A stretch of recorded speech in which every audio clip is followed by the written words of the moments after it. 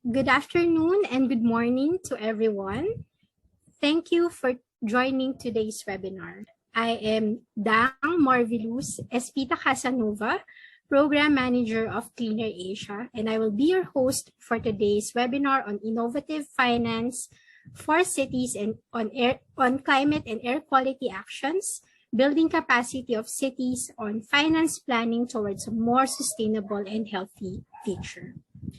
A few reminders to guide us before we start our session. So we're happy to let you know that this webinar is also this month's special episode of Clean Air Asia's very own podcast, On Air, where we talk about all things on air quality and climate change.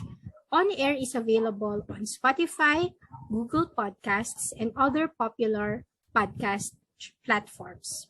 We would like to recognize the support from the Ministry of Environment of Japan for the integrated program for better air quality in Asia for making this session possible. First, let me introduce to you to Cleaner Asia and our work. Cleaner Asia is an international NGO founded in 2001 that leads the mission for better air quality and healthier, more livable cities in Asia.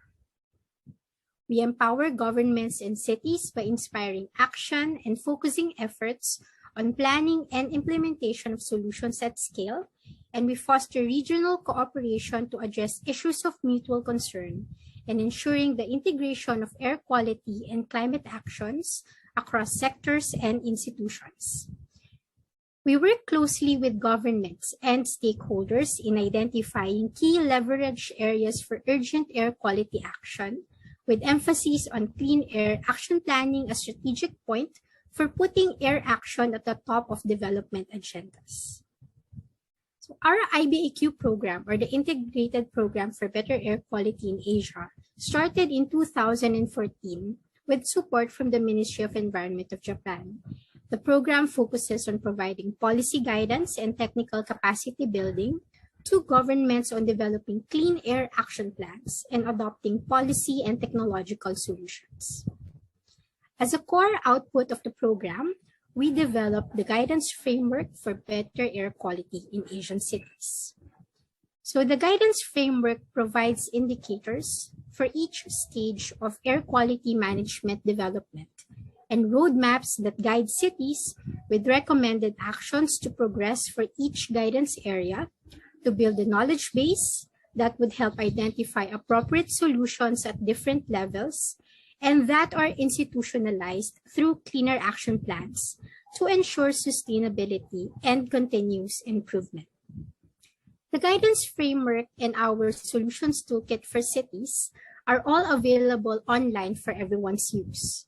This year, we updated the guidance framework with a new chapter that is the subject of this webinar, and that would be discussed more by our next speaker.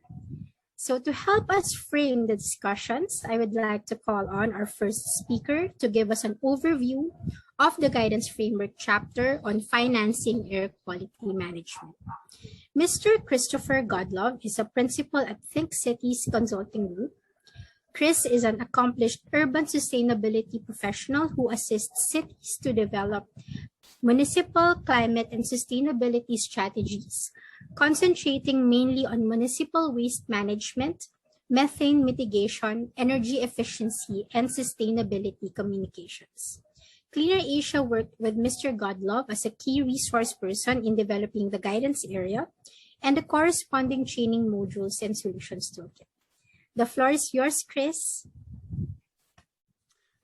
Thank you, Dang. 1 second. I'll share my presentation.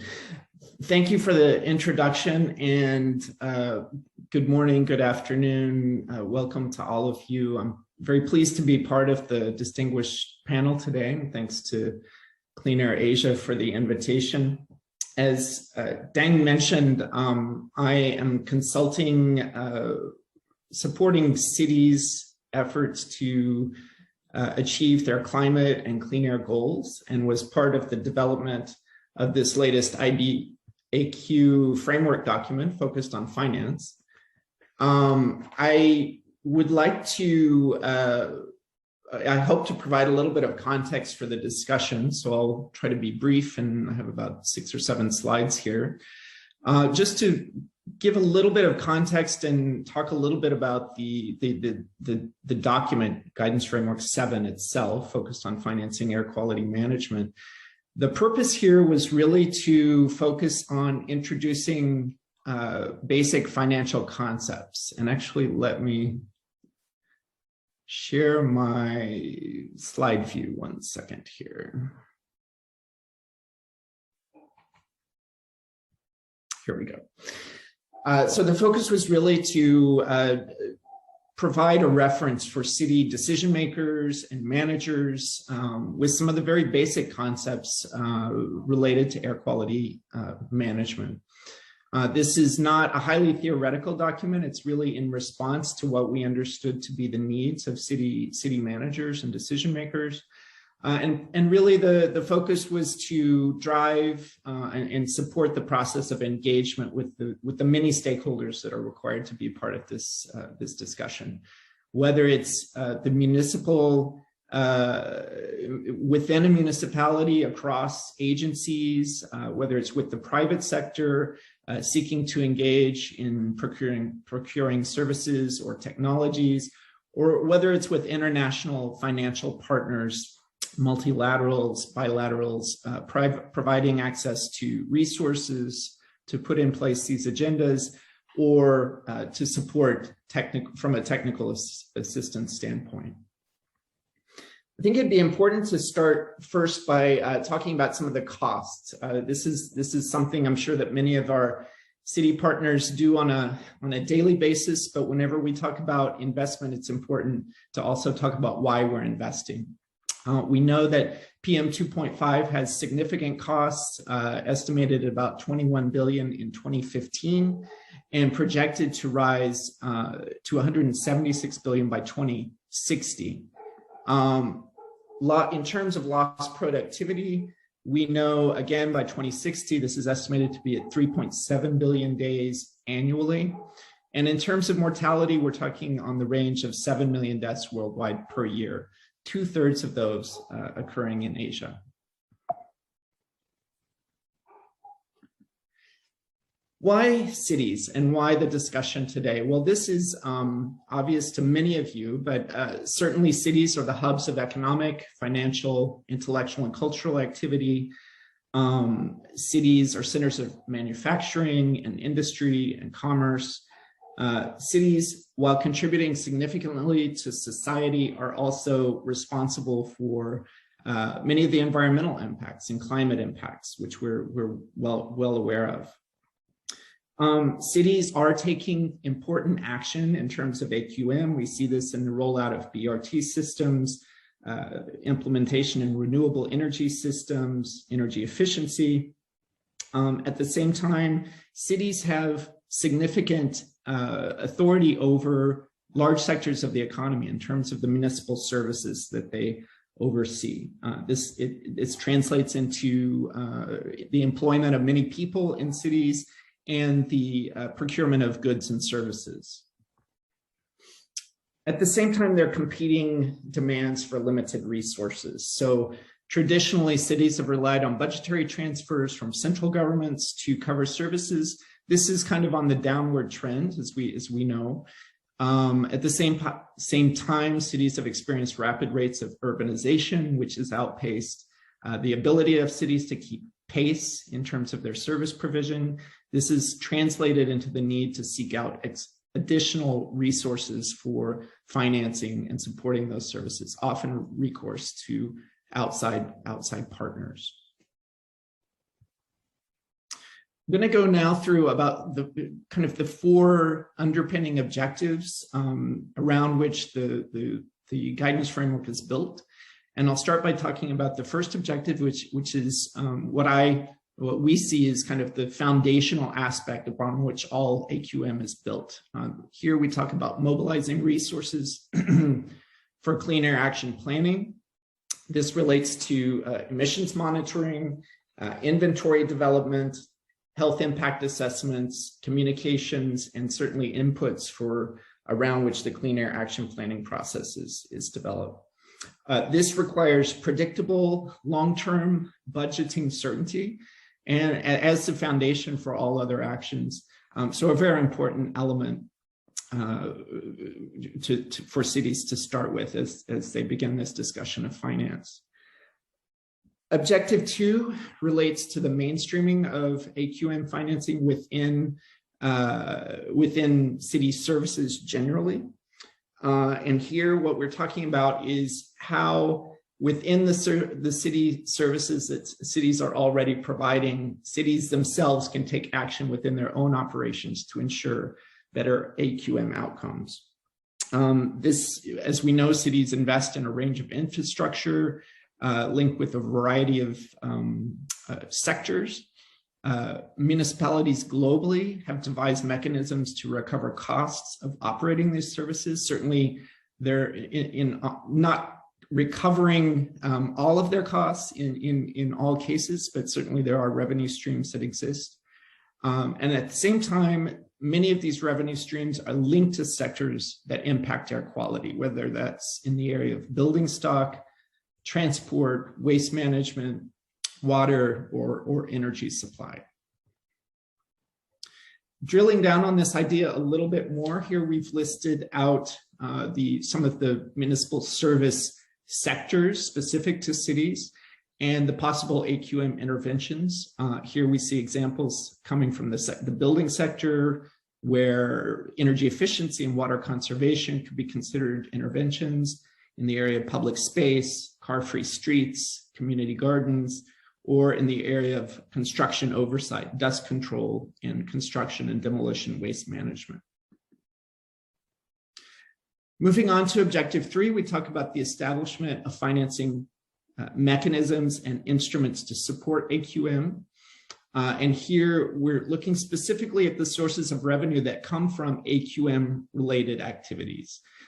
Vehicle inspection fees, source test emission fees, civil settlements related to environmental claims. These are all existing sources of revenue which cities in many cases are already implementing, but it's worth taking a second look at how these revenue streams are being used to ensure that they're actually supporting AQM goals.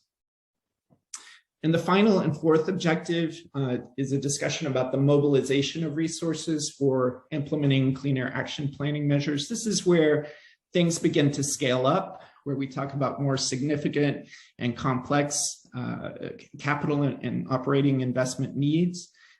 This is an area where we're going to also be looking at how cities can leverage other objectives related to climate and transport.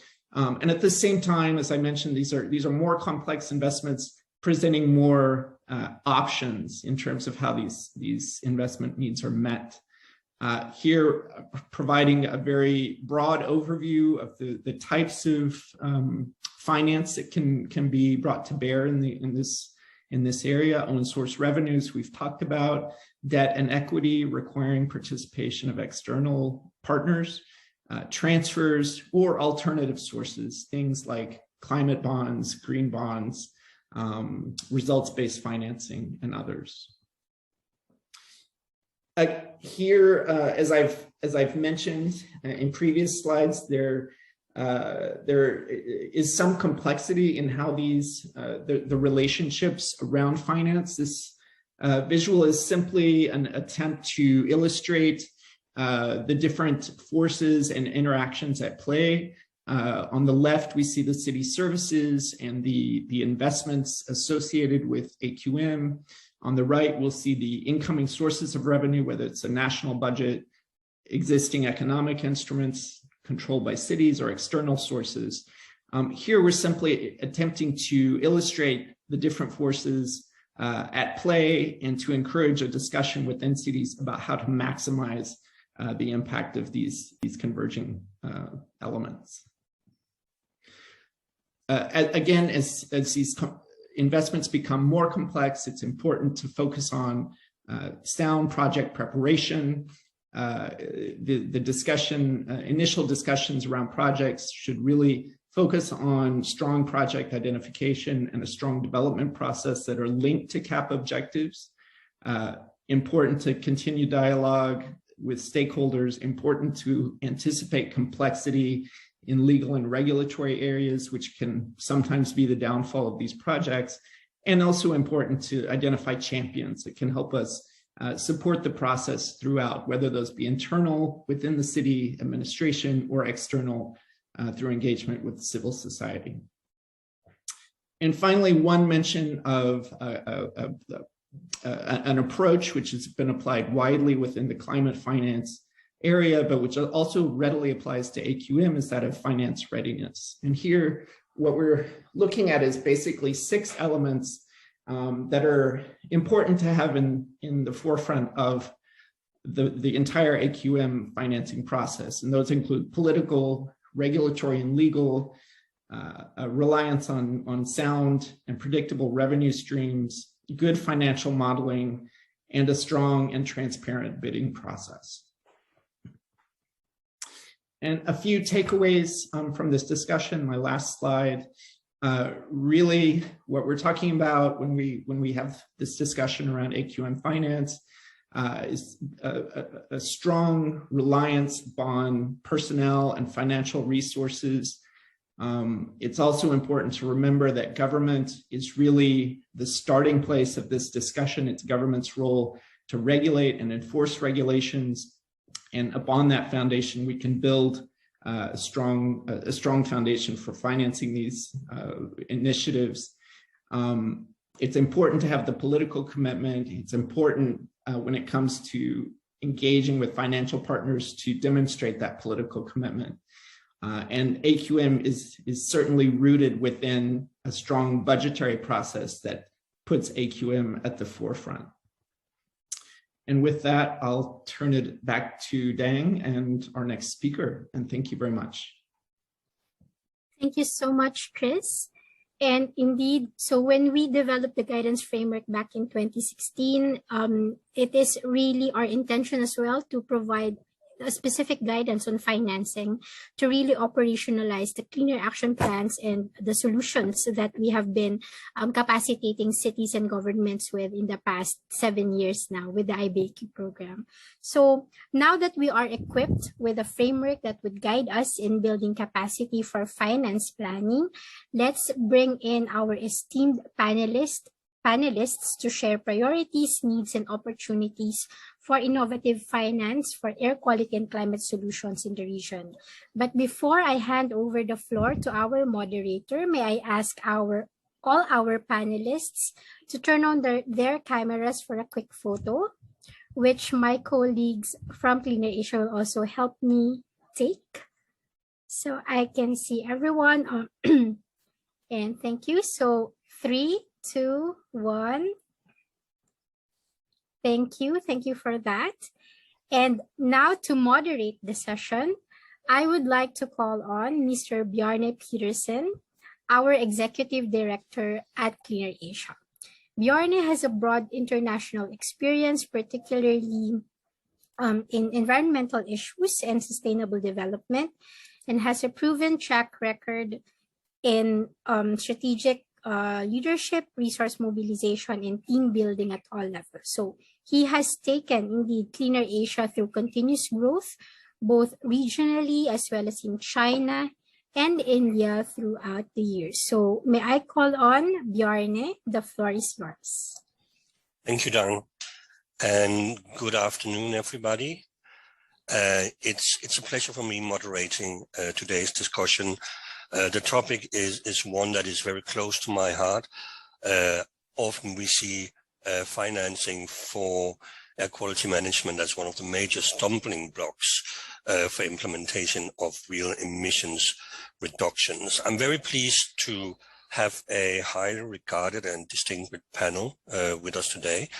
We've got political leaders, decision makers, experts, and development partners. Allow me a minute or two to introduce the panel. I have Ms. Sunghoon Kris, an urban development specialist from the Asian Development Bank. We can, of course, not talk foreign finance without the ADB.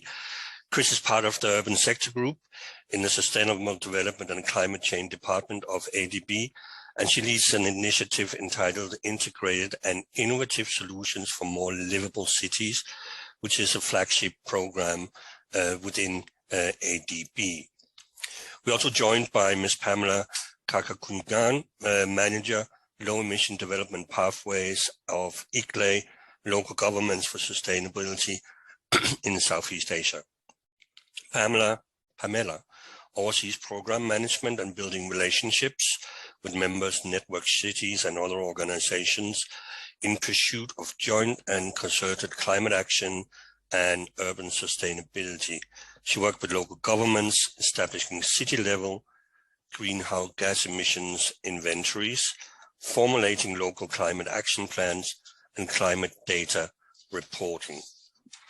I'm also very pleased to have our distinguished panelist from Quezon City, Mayor Maria Josefina Joy Belmonte from Quezon City in the Philippines.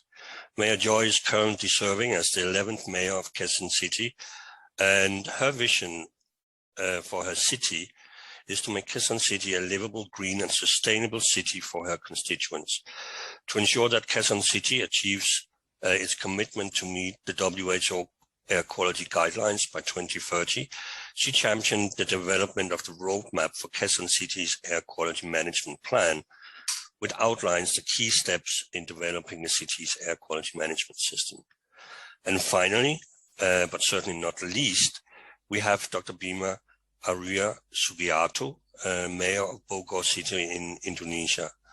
The mayor, one of the youngest mayor of Bogor City, has championed the development of Bogor's Clean Air Action Plan, with support from Clean Air Asia back in 2018, and continues to lead efforts to mainstream air quality and climate indicators into Bogor City's development planning.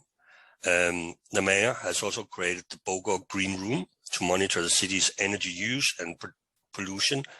And as Mayor Joy, he prioritizes the creation of a healthy, prosperous, and family-friendly Bogor City. As I start our panel, Kris, who has just been talking and doing a presentation, is also available to respond to Q&A.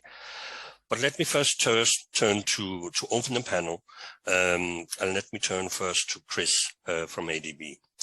Kris, city representatives in the region would be keen to hear about ADB strategies and programs that support air quality and climate actions, and how these bring added elements to the overall urban development objectives. Could you share a little bit of your insight on your technical assistance programs, such as, for example, the integrated and innovative solutions for more livable cities that you're involved with?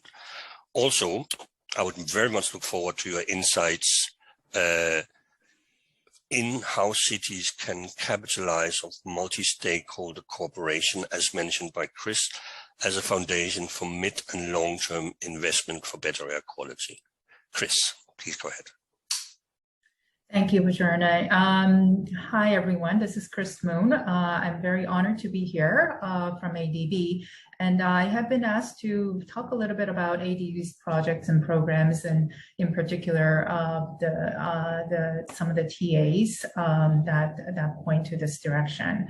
Now, first off, I would like to answer the question in terms of ADB's programs and projects that are undergoing. Now, you'll probably know that there has been a lot of ADB projects that might not have air quality at the front. So any kind of many transport projects, energy projects, projects in solid waste management, even wastewater projects. Now, those do actually contribute to air quality issues. Now, there has been more demand coming from our DMCs, developing member countries, on air quality, and air quality as a problem, livability issue that faces our DMCs. So we are developing more more strategies and more strides towards alleviating this problem. You'll see that in general, ADB has generally two instruments that we utilize. First is technical assistance programs, which we call TAs. These are grant projects that it's more of knowledge and technical advisory projects, more or less analytical studies. And we do, of course, have loan projects that we work on. We do have policy-based loans, result-based loans, financial intermediary loans, as well as other project loan projects. So you'll see on this, you'll see a photo. This photo is taken from Bishkek in Kyrgyz Republic, one of our many cities who are experiencing air quality or air pollution problems.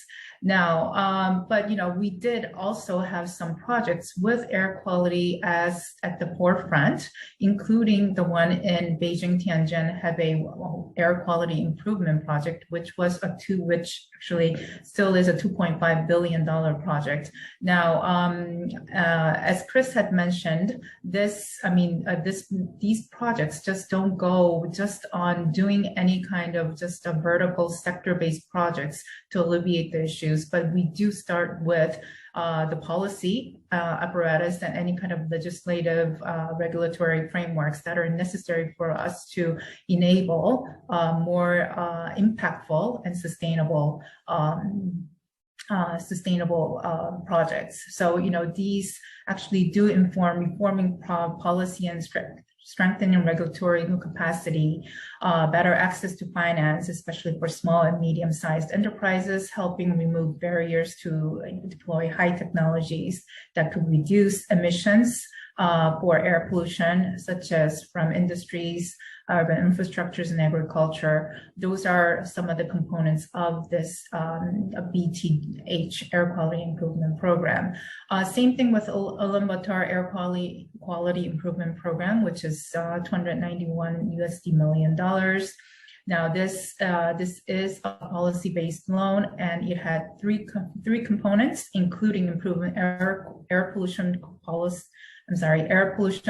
control regulatory framework, implementing measures on air pollution reduction and health protection, as well as developing environmentally sound and integrated urban and energy plans. Now, we do have other projects going on in Pakistan as well as Almaty and Bishkek that points to like EV goals and the BRT, bus rapid transits, other energy projects and hydropower projects and other urban improvement projects that points to contributing to reducing air quality, air pollution in these cities. Now, how does all of these actually contribute to the urban development objectives? Especially in ADB, we do have operational priorities under our strategy 2030.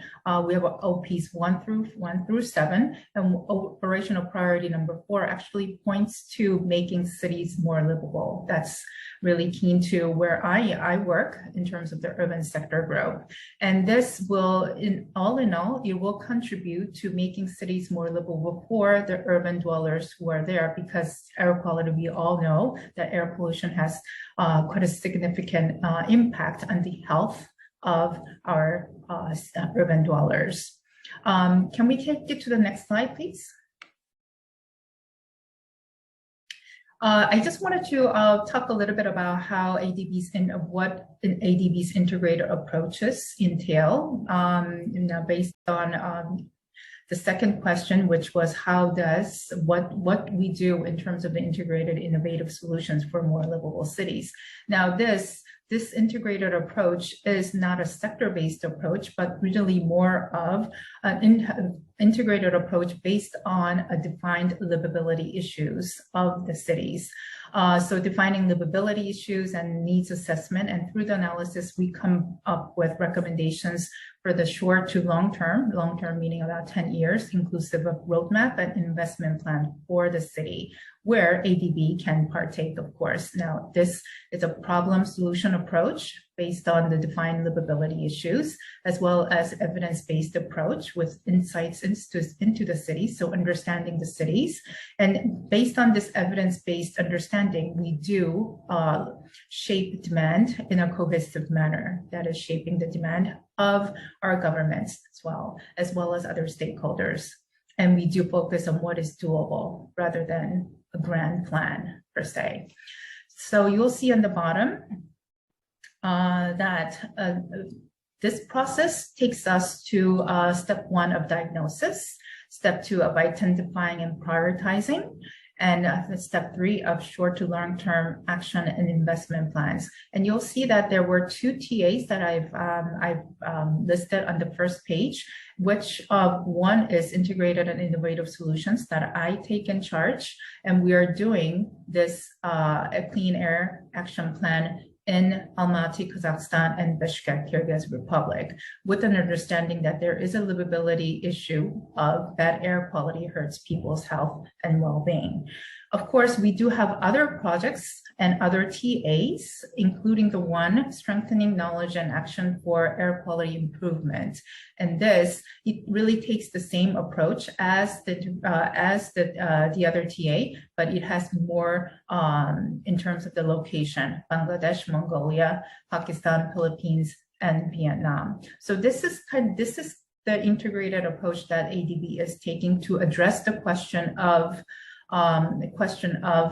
air quality improvement in our DMCs. Now, very quickly, I think I'm almost running out of the time. So in terms of what we can do to multi-stakeholder cooperation as foundation for mid to long-term investment. Now, I think we all understand that we can't do this alone, like we meaning whether that be ADB, government, civil society, or what have you. There needs to be a concerted effort for this approach, and concerted effort comes with different levels of role from different stakeholders, governments from policy and regulatory frameworks. We have private sectors that provides more efficient technology solutions, financial institutions to support investment like us and others, and civil society to work with people for awareness and advocating for the cause on behalf of the country, and the UN and other development agencies for convening power. I think there needs to be a shared understanding and goal for all of the stakeholders for us to have recognized that air quality, air pollution is a problem, and it is a solution that we need to come in full force through concerted efforts. So I'll stop here and back to you, Jordan. Thank you, Kris. Fascinating stuff, and I'm constantly amazed by ADB's approach on your concerted efforts in focusing on livable cities and an integrated approach and stakeholder involvement as foundation. It is really an inspiring approach I see from ADB in this area. Let's move on to my next panelist, Pamela from ICLEI. So we're moving down to city level now. Pamela, could you talk a little bit about approaches of making financing mechanisms available to support air quality and climate work of cities? And ICLEI, ICLEI's programs, could you specifically share information about your transformative action program that I know support local and regional governments to transform concepts into projects ready for financing and implementation, which is very often where the key challenge is. Pamela, over to you. Yes, thank you very much for those questions, and hello everyone. Thank you to Clean Air Asia for having ICLEI in this panel. So to answer those questions, I'd like to start by citing this report by CDP, which I also encourage everyone to read to get an insight on the climate data and initiatives reported by cities themselves to the CDP ICLEI Unified Reporting System. So according to this report, cities identified over 1,000 climate projects seeking finance worth up to $72 billion US. And the most commonly reported actions being pursued by cities include energy efficiency measures, renewable energy generation, green spaces expansion, and active mobility infrastructure, which all have urban air quality improvement co-benefits. And to cite an example, a TAP application by the Functional Territorial Region led by Topaga in Colombia and 7 other local governments on integrated measures to fight climate change. One of the measures they introduced was the implementation of about 1,600 eco-stoves to reduce greenhouse gases associated with wood burning for cooking purposes. So burning of wood or charcoal for cooking can expose the users to health risks such as increased carboxyhemoglobin in their blood that can go beyond the threshold per the World Health Organization guidelines. And this can also mean incremental life cancer risks. So the intervention can reduce such health risk while also contributing to efforts of reducing by up to 60,000 tons of carbon dioxide equivalent annually. So such projects are also being implemented in Southeast Asia, where we work with cities such as in Hanoi, as they identified this as also one of their measures to address air pollution in their city. So for this experience from that city and also in Hanoi, this shows the strong linkages of climate action, air quality improvement, and delivery of basic services such as that of public health, which all falls under the mandate of most local governments. And such approaches and nexus of air pollution, public health services, transport, and urban planning with climate change at the core can also be observed in the TAP applications of cities in Southeast Asia, such as in Indonesia, Vietnam, and Laos. And in our experience with COVID-19 right now, for example, we saw the increased interest of local governments to pursue projects on inclusive mobility and air quality in cities by pursuing projects such as improved pedestrian and cycling policies and infrastructure.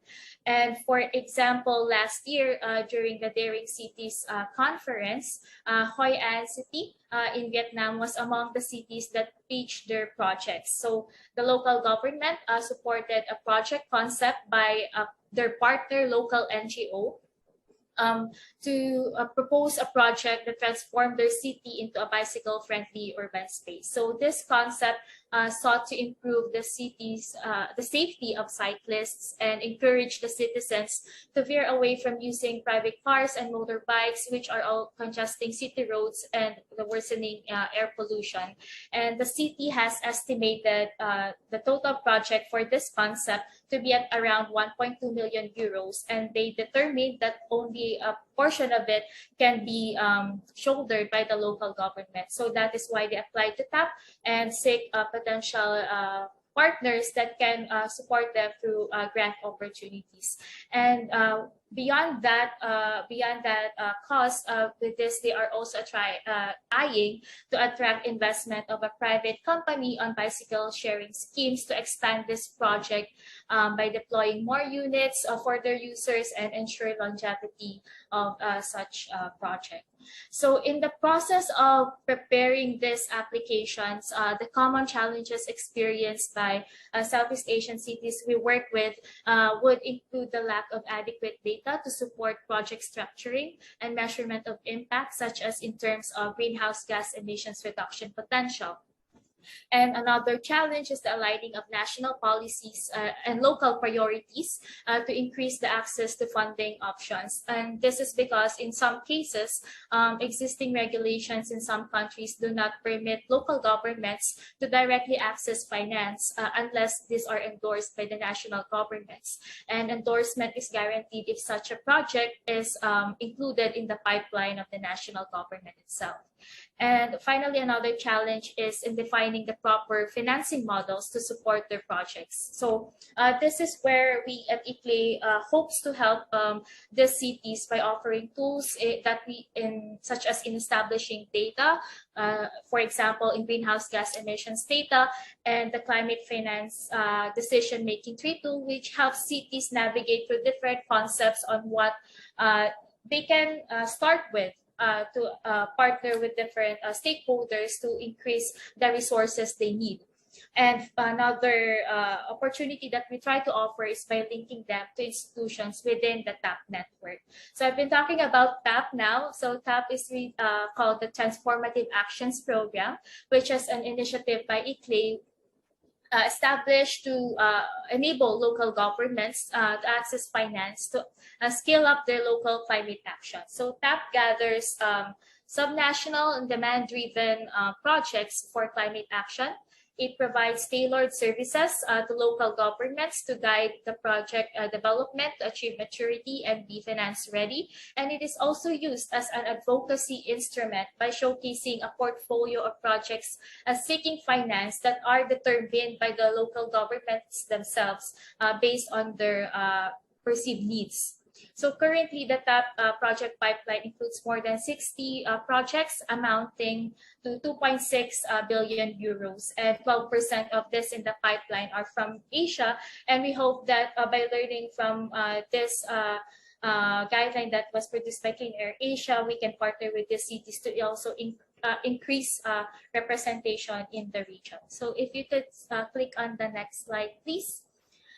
For those who are interested in partnering with us and exploring what TAP is all about, cities and their partner local governments can just visit the website as you can see on the screen, and then you will be asked to fill out a form. And even at the step 1 at the early stage, wherein cities are encouraged to submit their applications, they are already given feedback and recommendations on how they can improve the structure of their proposals towards bankability or to potentially attract investors. So yeah, what's in it for local governments? They can gain access to different knowledge products, webinars, and knowledge exchange opportunities that will enable them to continuously improve their proposals towards bankability. So the TAP program, the TAP cycle, is currently open, and we're encouraging local governments to visit and try it out. Applications are going to be received until November 30th, and feel free to reach to us if you require further assistance. Thank you so much. Thank you. Thank you indeed, Pamela.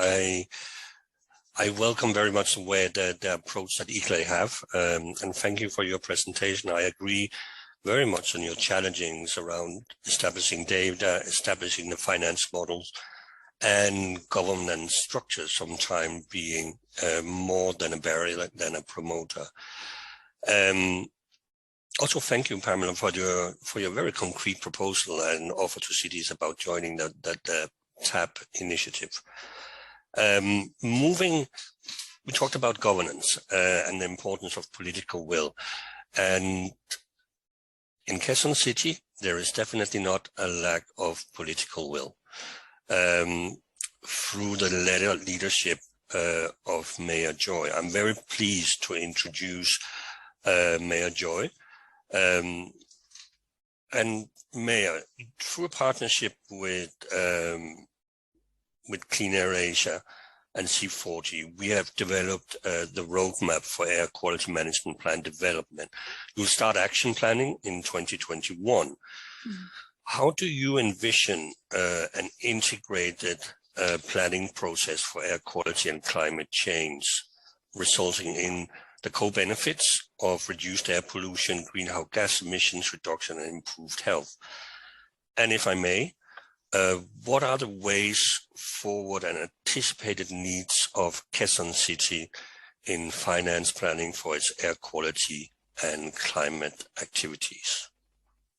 Thank you. Thank you, Mr. Pedersen. I'll try my best to answer your questions in my presentation. First, I'd like to greet everyone a good day. And I'd also like to thank Clean Air Asia for giving us this opportunity to share Quezon City's clean air initiatives. It is always my pleasure to present the plans and ambitions of our city as we build a livable, green, sustainable, and climate resilient future. As we plan ahead, we cannot take for granted the lessons and experiences from this ongoing pandemic.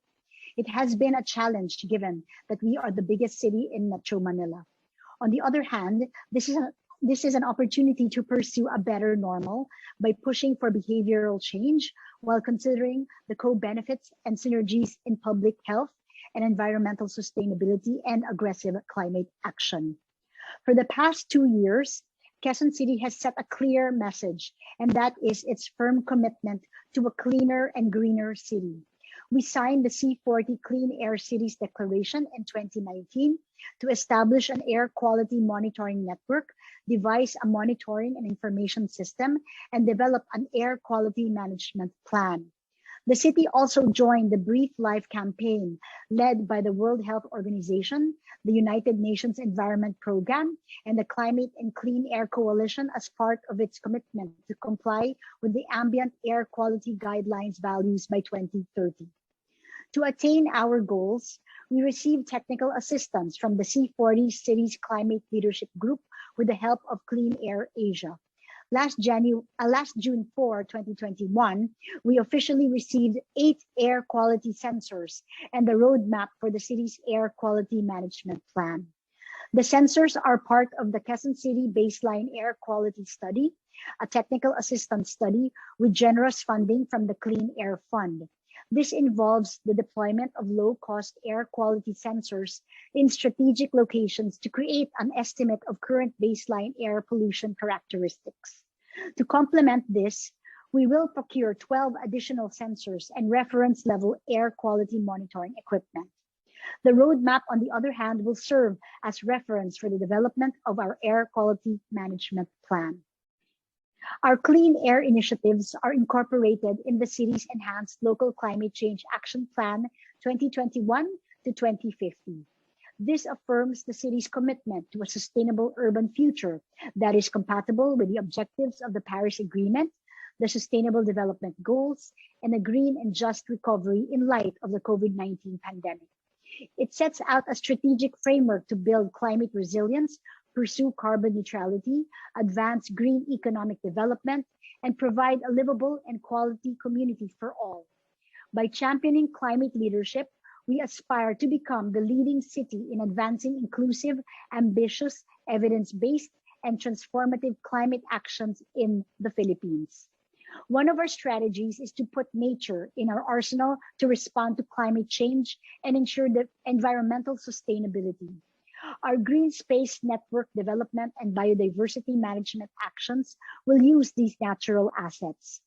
Community and neighborhood open spaces will be transformed into green corridor networks as a nature-based solution to reduce heat, drought, and reduce air pollution.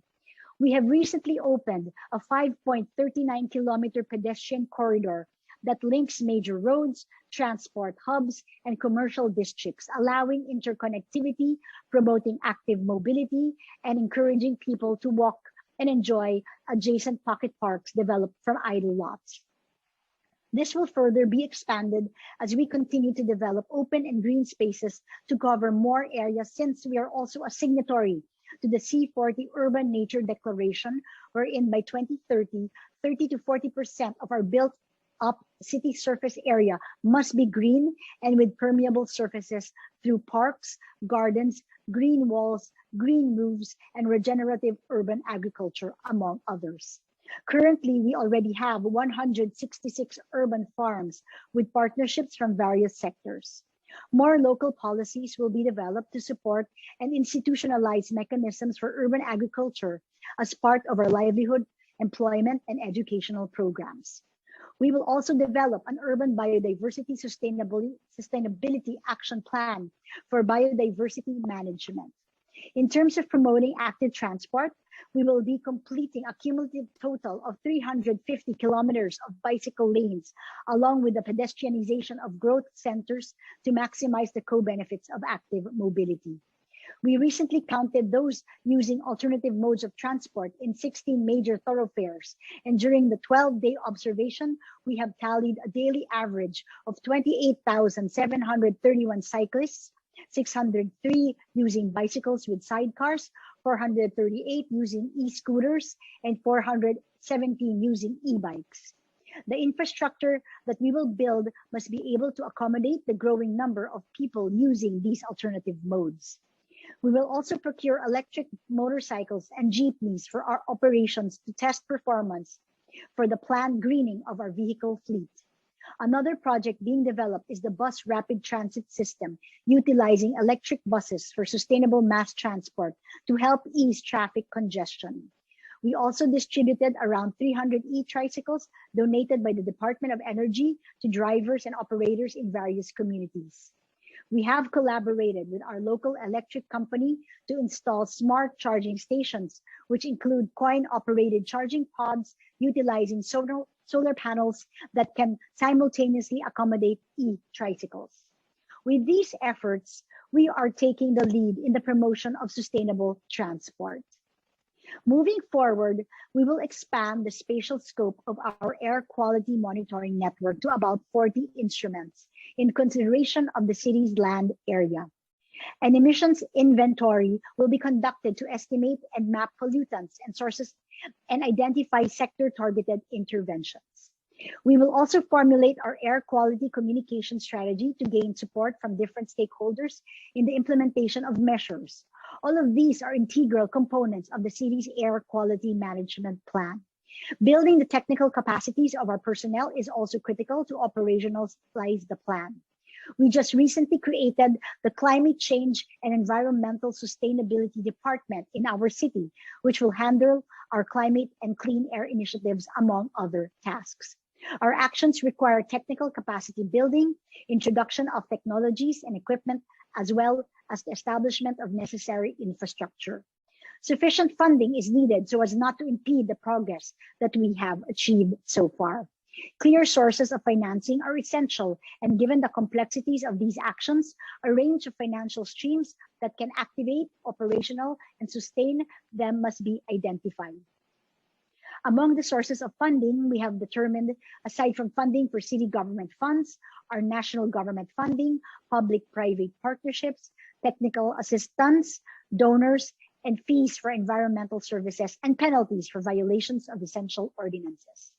However, to access and maximize this funding, we must enhance our capacity on finance planning and proposal preparation.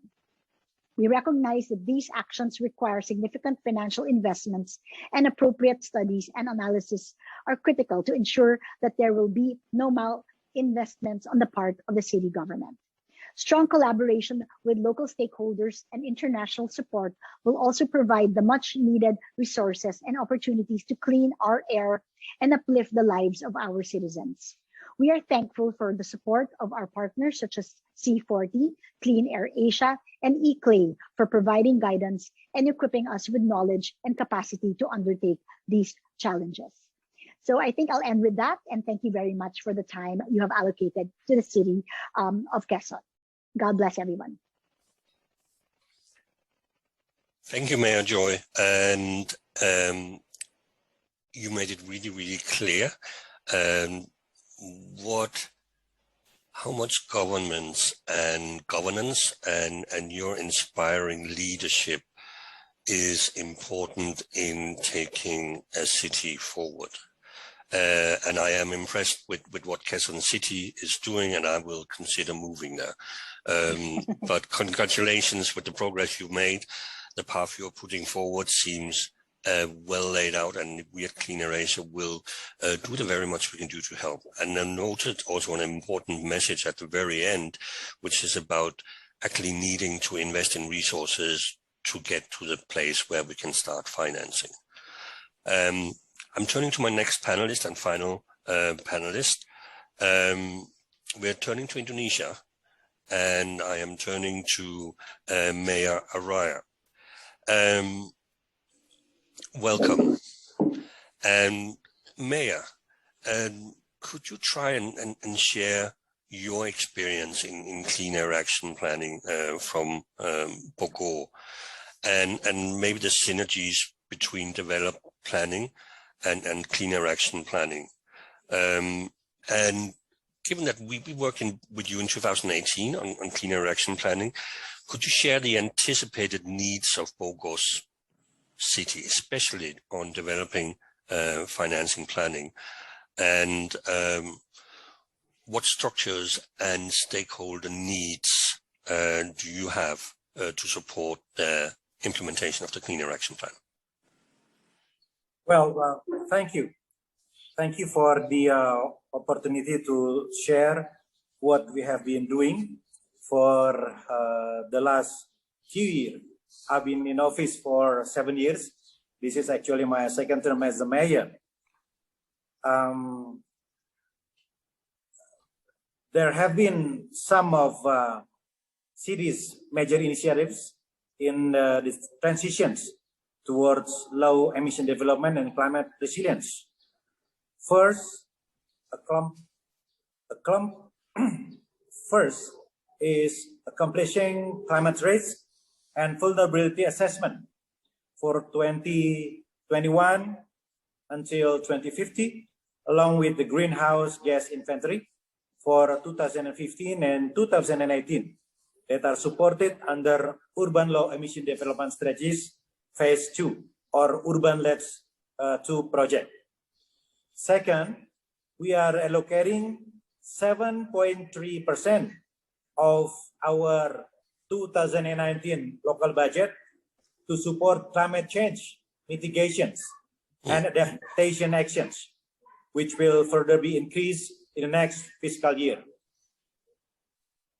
We know that it is really challenging to convince our counterparts, to convince the local parliament to approve this budget.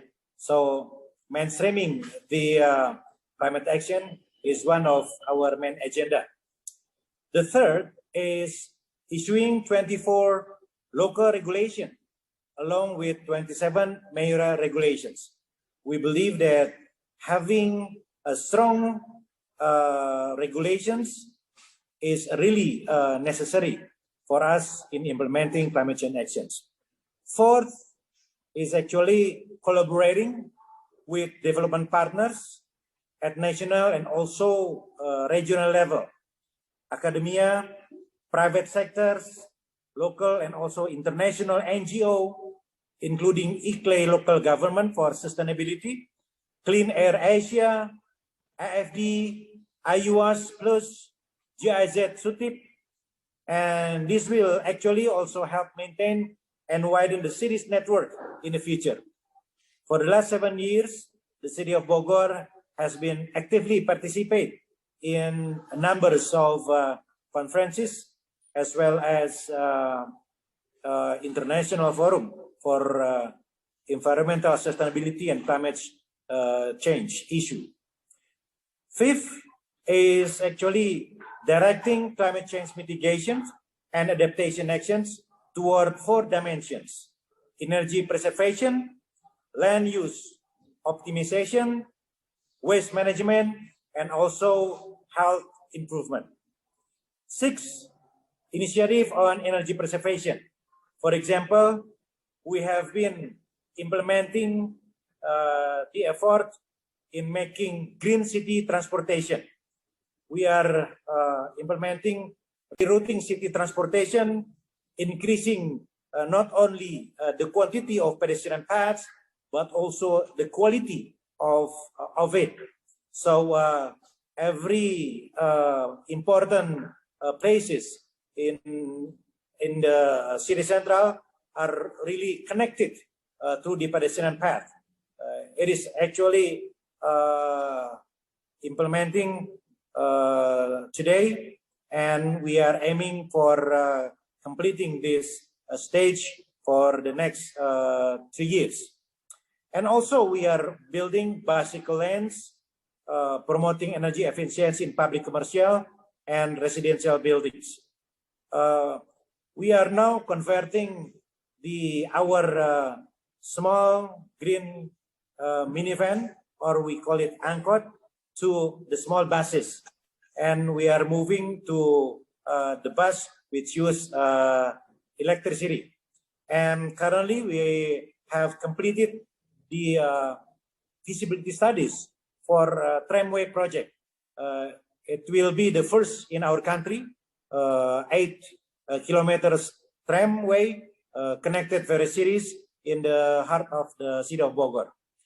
And 7, we are increasing green open spaces through urban farming, sustainable agriculture, distribution of space functions, thematic village, planting trees on critical lands, and construction of retention ponds and absorption wells are the initiative for land use optimization.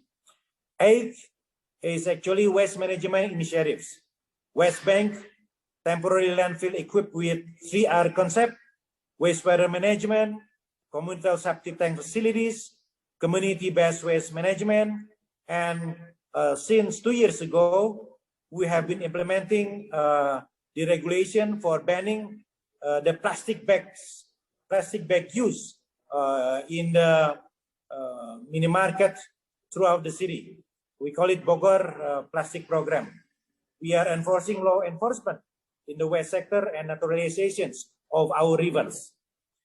9th, construction of hazardous and toxic materials of wastewater management, prevention and eradication of dengue disease, prevention and control of infectious disease, application of smoke-free areas, and environmental health improvement are initiative for health improvement. Bogor is actually leading the coalition of mayor in Asia Pacific in strengthening our commitment for tobacco control in the region. And the city of Bogor has 3 identities.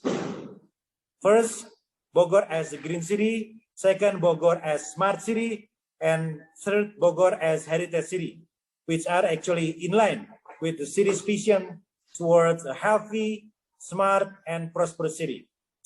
To support this vision, as a mayor, I already signed 3 initiatives of Bogor.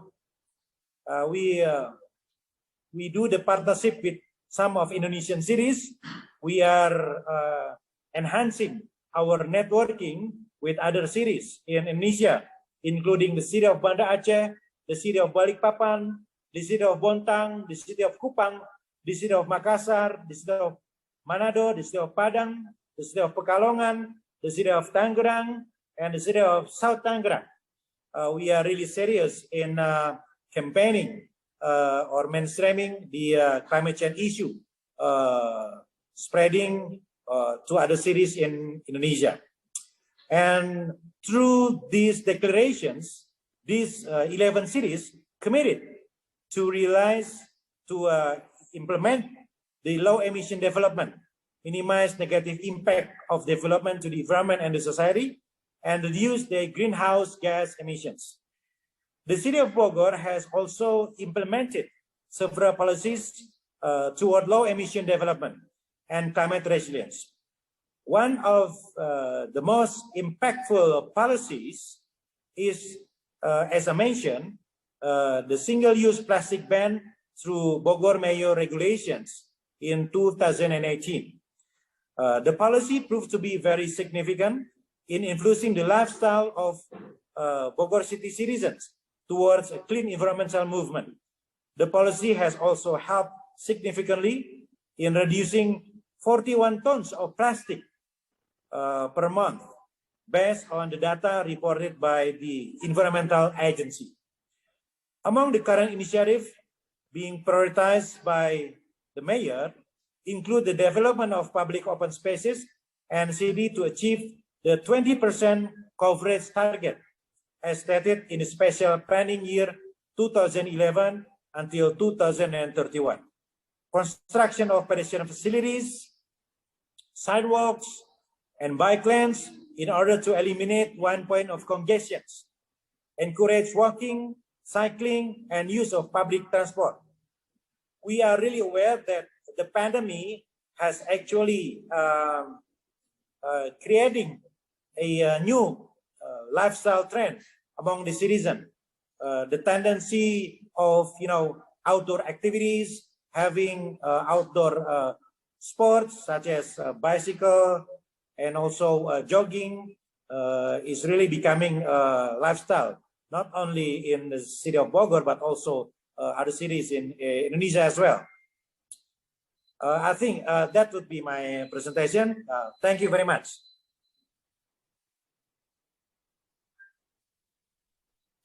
Mayor, thank you very much. It was a pleasure to hear your presentation, and impressive to see your progress in Bogor City. But equally as impressive is you taking on the leadership among other cities in Indonesia, not only to create a livable city for your constituents in Bogor, but also having the wider perspective across Indonesia. It has been a fascinating panel. We are running slightly short of time.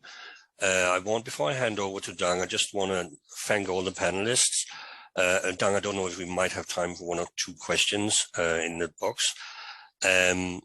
If some of the key messages I've heard from the panelists was, first of all, an integrated approach is a successful one. Focusing on livable cities, integrating climate action with air quality action, with livable city, with greening cities is really a successful approach, which we also see by the presentations from ICLEI or from ADB is also a financeable approach.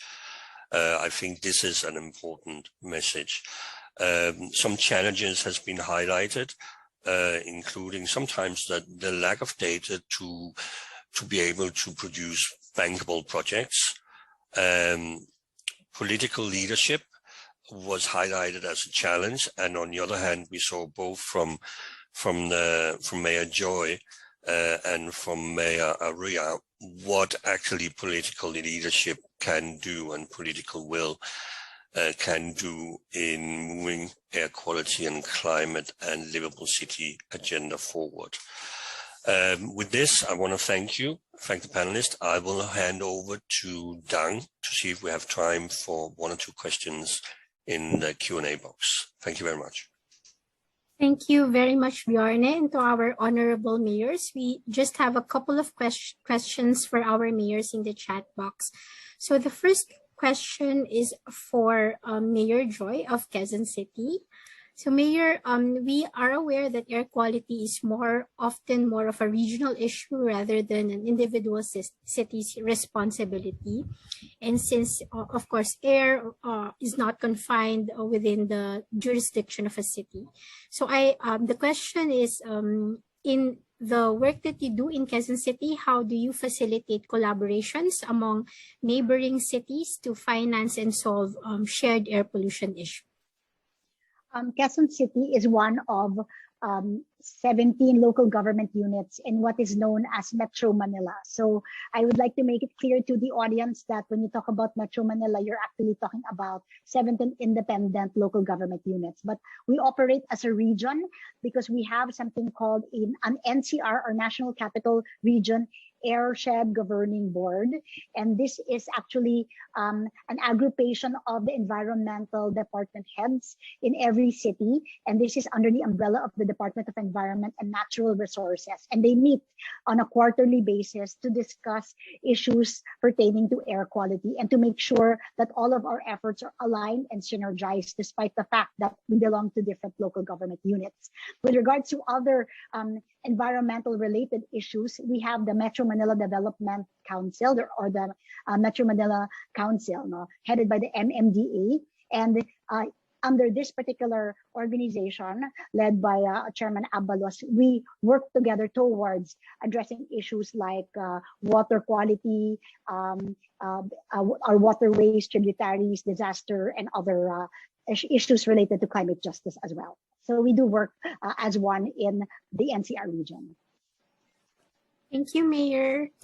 And also a question for Mayor Bima Arya. we definitely need more city mayors to champion and fund clean air measures. What would be your message to your fellow mayors so they will follow your lead? Right. The most important thing, in my experience, is actually collaborating with what we call as pentahelix.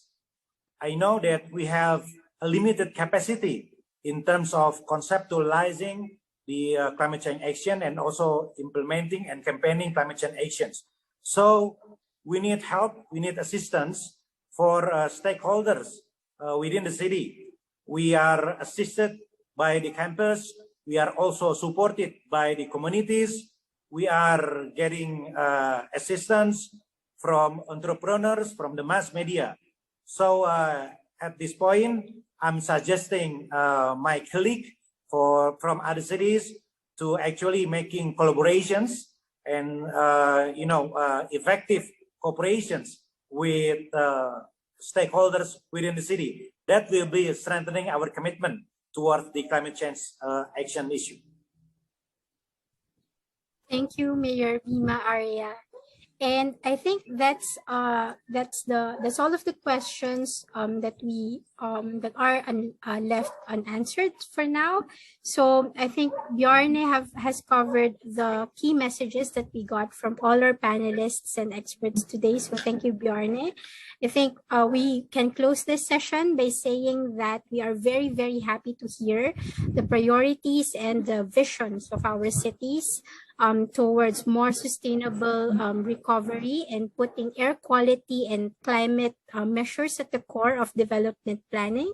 And also, I'm happy to hear about the tools and the mechanisms available for cities to utilize in terms of really realizing and operationalizing this issue. So thank you as well to our colleagues from ICLEI and ADB. So with that, I would just like to thank everyone, Bjarne for moderating this wonderful panel, and also to everyone, to all of our almost 100 participants for today's webinar. Thank you for joining us, and we would like to invite you to access our resources that would be shared in a follow-up email after our event. So thank you so much.